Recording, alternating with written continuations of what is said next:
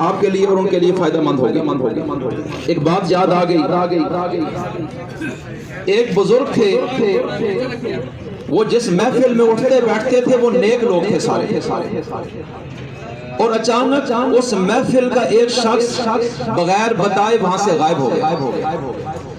یہ پریشان ہوئے کہ کئی دن ہو گئے ہمارا ساتھی کہاں چلا گیا، ناراض ہے یا کیا وجہ ہے، نہ بتایا، اللہ جانتا ہے، اب اس کا پتہ کرنا چاہیے۔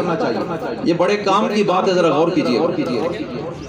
اب وہ جو اللہ والے تھے وہ خاموشی سے اس کے گھر چلے گئے۔ سردیوں کی رات تھی، رات کی تاریکی میں اس کا دروازہ کھٹکھٹایا، دروازہ کھولا، دعا سلام ہوئی، اور وہ بڑے آرام دہ کمرہ تھا اس کا جس میں وہ بیٹھا ہوا ہے، اور آتش دان روشن ہے، سردی تھی بہت زیادہ، آگ جلائی ہوئی تھی، انگارے ہیں اس میں، شعلے اٹھ رہے ہیں اور اپنے آپ کو تاپ رہے۔ یہ جو بزرگ تھے جو اس کی چھان بین کے لیے گئے تھے، دراصل کہ آپ کیوں غائب ہو گئے ہماری محفل سے، ہمارے گروپ اور ہماری محفل جو روز لگتی تھی اس میں کیوں غائب ہو گئے، وجہ جاننا چاہتے تھے۔ لیکن جب گئے تو جا کر آرام سے بیٹھ گئے، زبان سے پوچھا نہیں، اور وہ جو میزبان تھا وہ بھی بڑے غور سے ان کو دیکھ رہے اور ان کی حرکات سکنات پہ بھی نظر رکھے ہوئے کہ اچانک اس اللہ والے نے وہ جو انگارے جن کے شعلے اٹھ رہے تھے اس میں سے ایک انگارہ اٹھایا اور سائڈ پہ رکھ دیا، اس آتش دان سے نکال کر انگارہ سائڈ پہ رکھ دیا، الگ کر گیا۔ تھوڑی دیر گزری، اس کی روشنی ختم ہو گئی، گرمی حرارت ختم اور کالا کوئلہ بن گیا۔ زبان سے نہیں بولے اور وہ دیکھ رہے یہ کیا کر رہے ہیں، اور بتایا بھی نہیں کہ میں کیوں آیا ہوں تمہارے پاس۔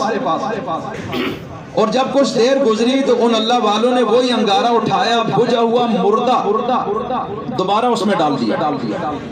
اب یہ بھی دیکھ رہے ہیں کہ پہلے نکالا اور ابھی ڈال رہے ہیں۔ تھوڑی دیر میں وہ انگارہ روشن ہوا اور گرم ہو گیا اور شعلہ دینے لگا، اور کوئی بات نہیں۔ کچھ دیر بعد کہنے لگے اب میں اجازت دیتا ہوں۔ میزبان بھی اٹھا، کہنے لگا حضرت ڈبل شکریہ ادا کرتا ہوں آپ کا۔ کہا کس بات کا؟ کہا ایک تو میرے گھر تشریف لائے، آپ کی آمد کا شکر گزار ہوں کہ آپ جیسا نیک بندہ میرے گھر میں آیا، اور دوسرا یہ جو خاموشی سے مجھے سبق آپ نے سکھایا ہے نا کہ اپنی سوسائٹی محفل گروپ سے الگ ہو جاؤ گے تو جو بجھ جاؤ گے، تو میں سمجھ گیا ہوں کل سے انشاءاللہ محفل میں دوبارہ حاضری ہوگی۔ تو میں عرض کیا کرنا چاہتا ہوں کہ علماء بھی متحد ہو کر رہے ہیں، اس میں دین کا فائدہ ہے، عوام کا فائدہ ہے، آپ کا بھی فائدہ ہے، اور جو عالم ربانی بھی کٹ کر رہے گا کہ بس ٹھیک ہے میں خود کافی ہوں، مطالعہ کرتا ہوں، یہ اپنی سوسائٹی علماء سے بھی رابطے میں نہیں، ایک وقت آتا ہے کہ اس کا فیض محدود گلی محلے سے بھی آگے نہیں جاتا۔ جب یہ مل کر بیٹھیں گے تو معاشرے کی نبض میں ان کا ہاتھ ہوگا اور لوگوں کے حالات سے واقف ہوں گے۔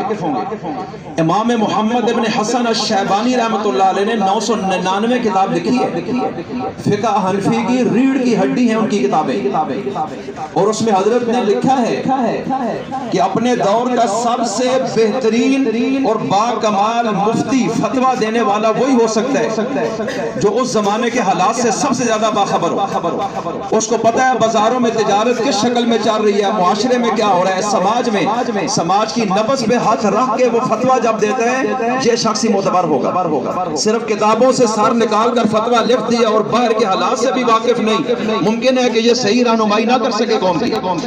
اس لیے میں عرض کرنا چاہتا ہوں کہ ہم الحمدللہ ایک سوسائٹی ہیں، اللہ نے اپنے رسول کا وارث آپ سب کو بنایا ہے، اور اپنی قدر پہچانے، جب آپ متحد ہوں گے تو انشاءاللہ آپ دیکھیں گے عوام میں بھی دین کی خزاں نظر آئے گی آپ کی وجہ سے۔